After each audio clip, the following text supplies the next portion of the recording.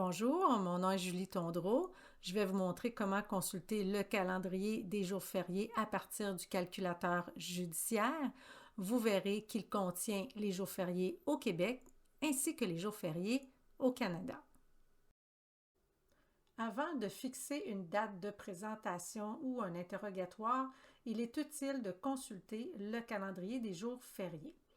À partir du calculateur judiciaire, lorsque vous êtes entré avec votre code et votre mot de passe, vous cliquez sur « Calculer un délai » et ensuite vous allez dans la section « Consulter » puis le calendrier des jours fériés par législation.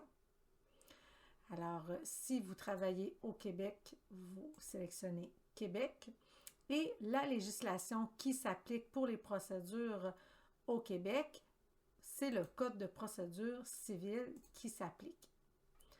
Alors, ici, voyez-vous, on a tous les jours fériés pour décembre 2023. Alors, on voit ici que c'est jour férié au Québec et au Canada, donc c'est Noël. Le lendemain de Noël, jour férié au Québec et au Canada. Le 25, c'est un congé férié et chômé au sens des conventions collectives de Justice Québec.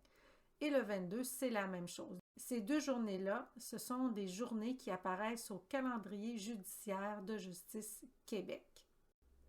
Si je travaille plutôt en procédure à la Cour fédérale, je vais plutôt choisir Cour fédérale, ici, appliquée au Québec.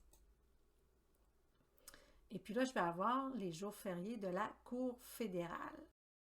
Les jours fériés de la Cour fédérale comprennent les jours fériés qui sont déjà au Québec et les jours fériés du Canada. Alors, par exemple, le 30 septembre est un jour férié, ainsi que le 11 novembre. Donc, le 30 septembre, voyez-vous, Journée nationale de la vérité et de la réconciliation, jour férié au Canada. Même chose pour le 11 novembre, jour du souvenir, jour férié au Canada. J'espère avoir répondu à vos interrogations concernant la consultation du calendrier des jours fériés.